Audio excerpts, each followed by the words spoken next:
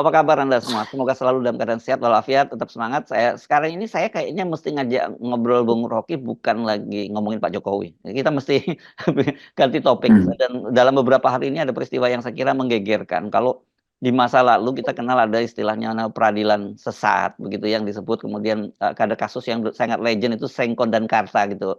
Yang orang kemudian dia salah dihukum begitu dan kemudian ternyata bukan dia pembunuhnya begitu. Nah, ini juga kasus serupa terjadi lagi yang saya kira sebagian Anda pasti ngikuti soal kasus Vina ya di Cirebon. Ini pengakuan dari Iya, iya, Dede. iya. Ya, Dede ini Bung Rocky. Ada satu namanya Dede yang sekarang jadi dianggap sebagai pahlawan barulah dalam tanda petik karena dia tiba-tiba mengakui bahwa dia sebagai saksi itu dia merasa bahwa dia itu sebenarnya terpaksa menjadi saksi dan dia tidak tahu siapa pembunuhnya, siapa pelakunya, namanya tidak tahu, wajahnya tidak kenal dan 7 orang itu yang sekarang masih di penjara itu dihukum seumur hidup, Bung Rocky, bayangkan.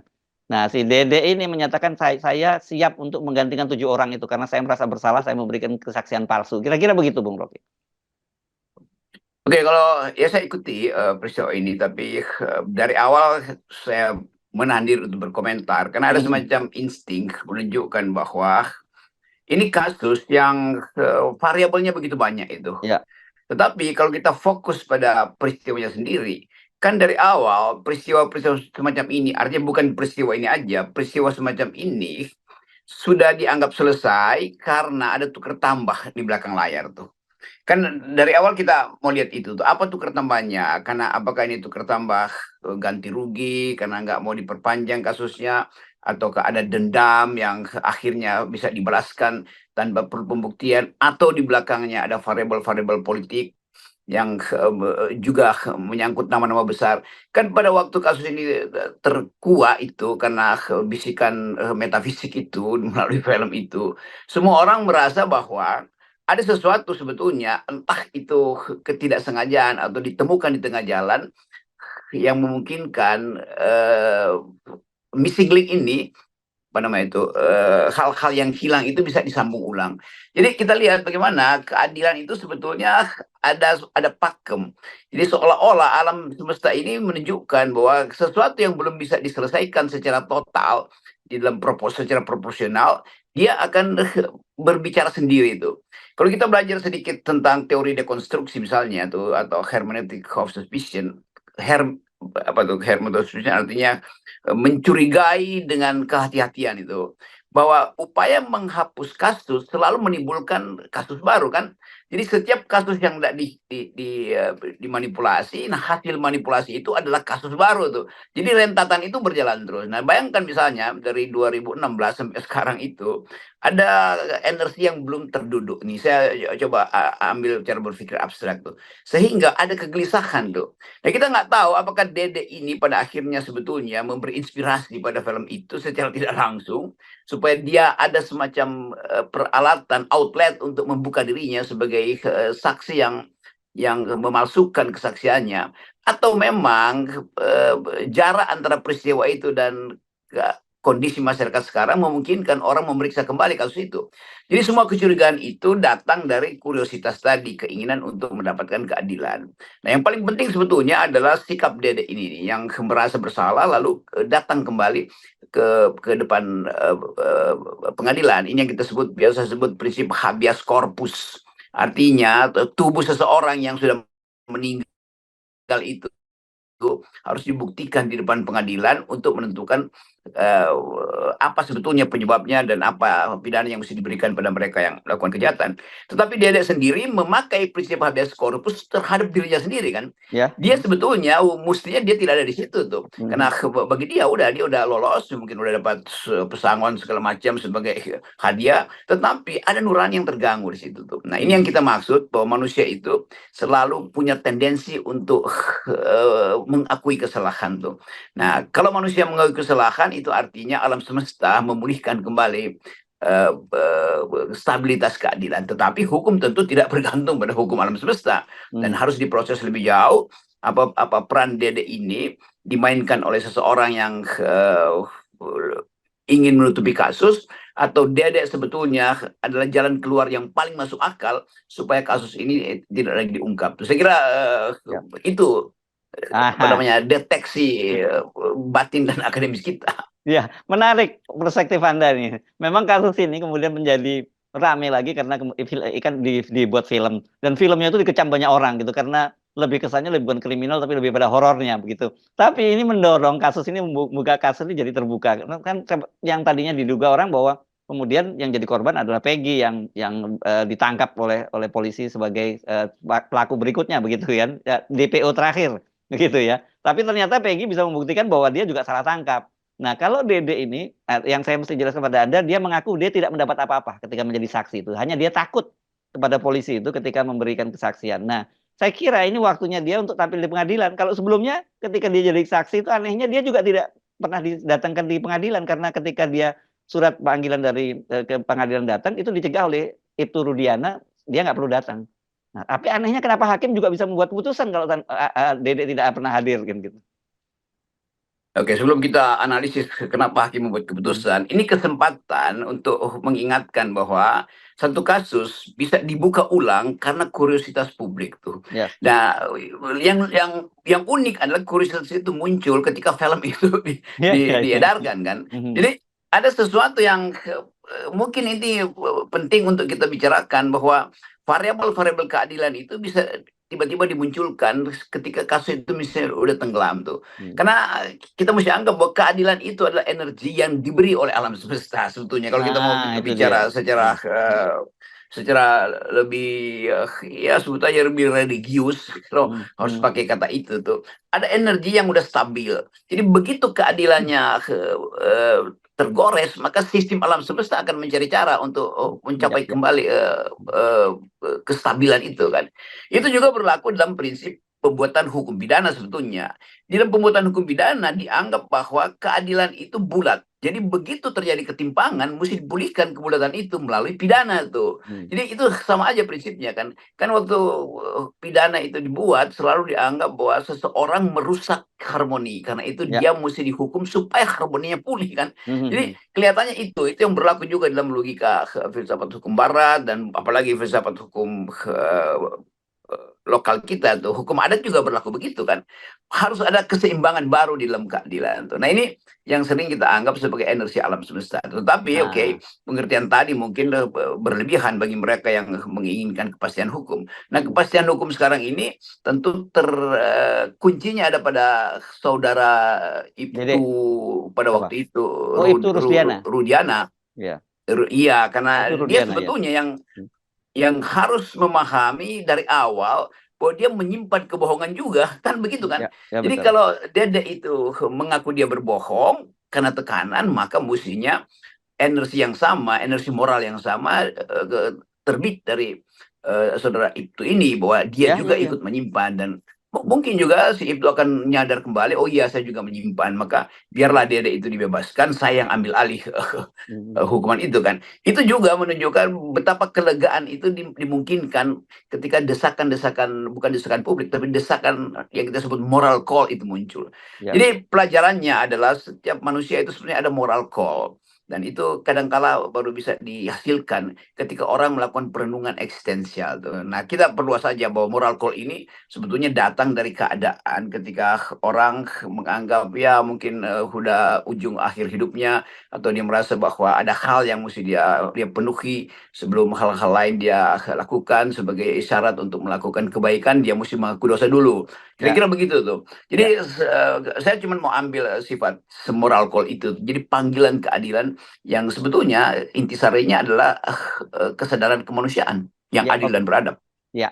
Ini sebelum saya sebelum Anda mengomentari lebih lanjut soal Pak Rudiana ini ya, saya jadi agak tergoda sedikit untuk masuk ke wilayah yang Anda singgung-singgung sebelumnya soal yang sedikit metafisik dan orang mungkin sebut sekarangnya itu mistis. Karena kan kadang-kadang kan dalam kepercayaan kita kalau ada orang yang meninggal dunia karena pembunuhan dan sebagainya, arwah-arwahnya ini kan menuntut keadilan. Gitu kalau ada kepercayaan semacam itu di situ ya.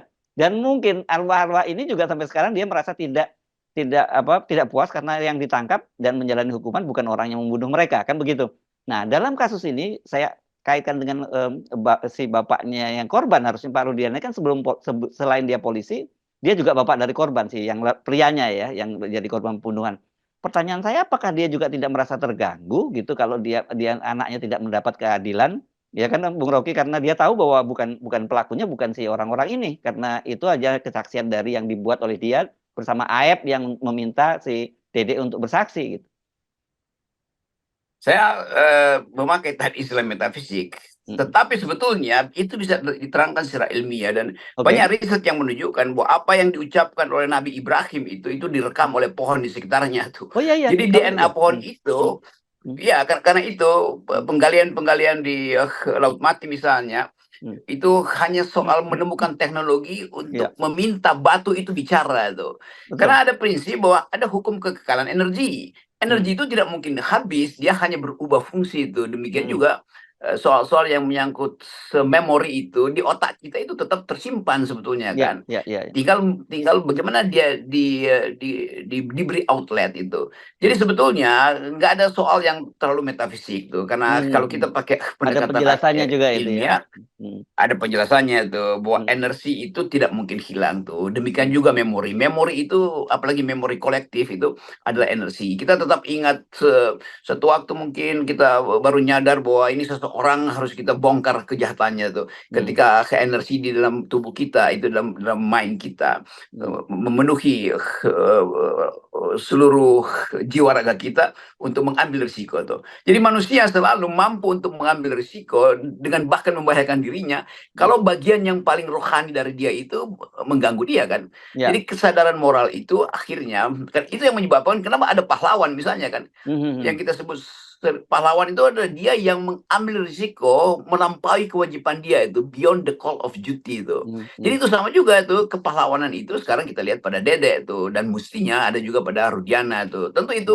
sekedar menunjukkan bahwa ketetapan-ketetapan keadilan itu bukan sekedar ada di buku-buku hukum, tapi sebetulnya itu bagian dari ketetapan alam semesta itu, bahwa bulan tidak akan bertabrakan dengan matahari, matahari tidak akan menyinari bumi 24 jam. Itu Mhm. yang kita sebut sebagai harmoni sebetulnya. Nah, harmoni ini yang dirusak oleh mereka yang punya ambisi, punya arogansi dan ingin dapat atau memanfaatkan fasilitas hukum untuk menghilangkan barang bukti segala macam.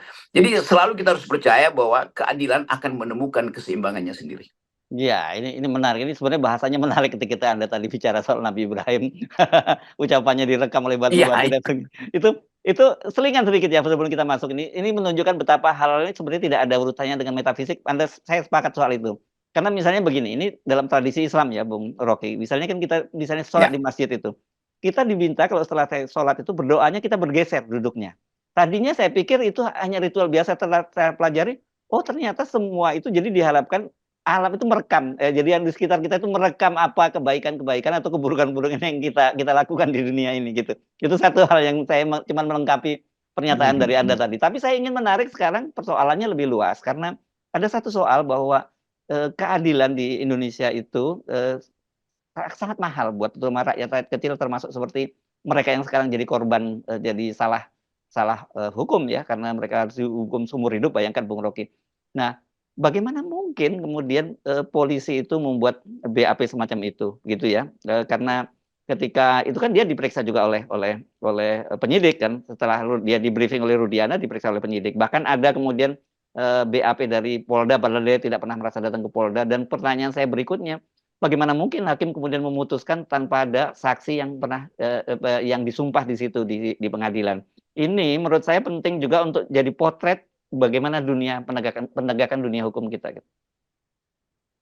Ya itu yang kita selalu ingatkan bahwa hukum itu dia mengalami substansialisasi atau pelembagaan sehingga hukum itu membeku, membatu gitu. Tetapi keadilan itu justru liquid. Jadi itu Hmm. selalu paradoksnya tuh. Kita mau menegakkan hukum dengan memakai hukum positif dan mengupayakan supaya dalil-dalil hukum di KUHP yang tertulis yang biasa disebut the black letter of law itu dia tertulis sebagai huruf mati.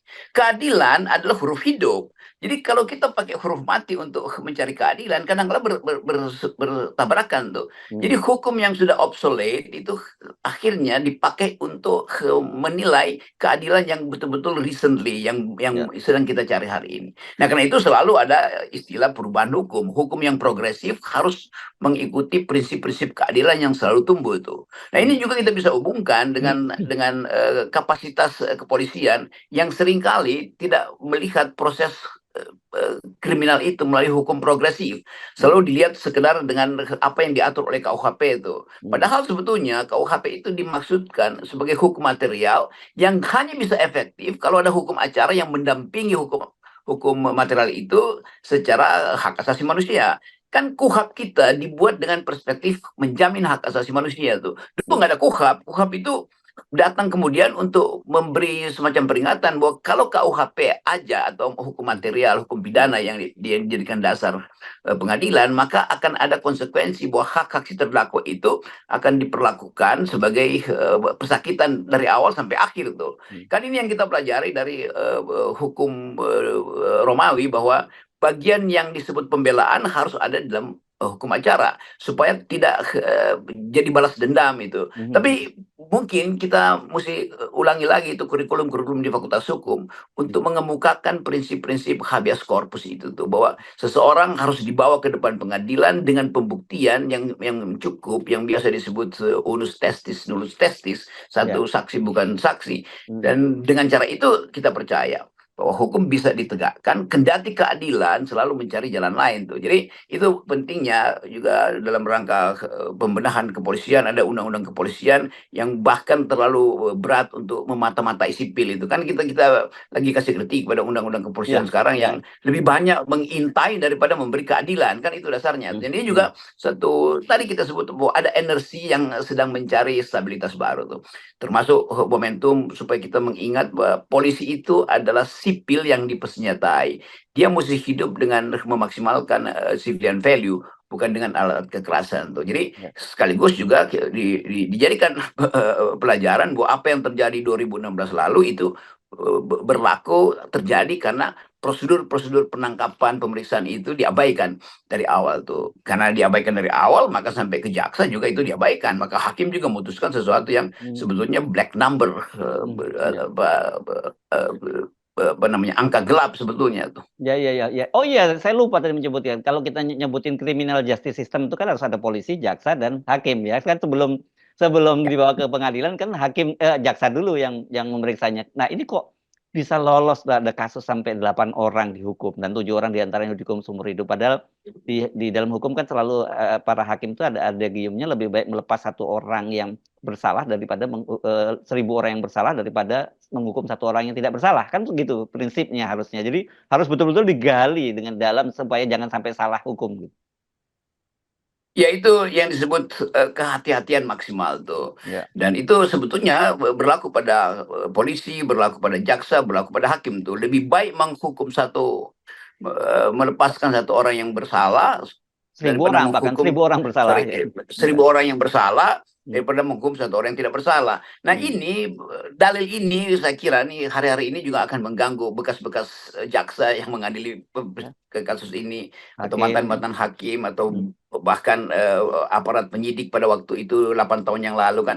Jadi bagus betul kalau Dede itu membuka perspektif moral dengan meminta supaya dia bertanggung jawab. Demikian juga itu yang bersangkutan yang anaknya meninggal itu, mungkin dia akhirnya sadar bahwa dia juga mesti membuka sesuatu yang dia tahu tapi dia tutupi demi kepentingan pada saat itu, dan itu juga bisa menggedor hati nurani jaksa yang salah membuat tuduhan. Demikian juga hakim kan. Jadi satu sistem yang, satu peristiwa, satu event yang memungkinkan kita melakukan semacam pembenahan diri maksimal tuh. Ya kalau kita sebut sebagai ya persiapan untuk masuk dalam pengadilan akhirat, itu mungkin terlalu berlebihan tuh. Tetapi tetap kita mau lihat bahwa hukum itu disebut hukum kalau rasa keadilan itu betul-betul dimaksimalkan. Nah sekarang ada tuntutan untuk memaksimalkan rasa keadilan berdasarkan temuan-temuan baru, novum yang baru-baru ini kita peroleh dari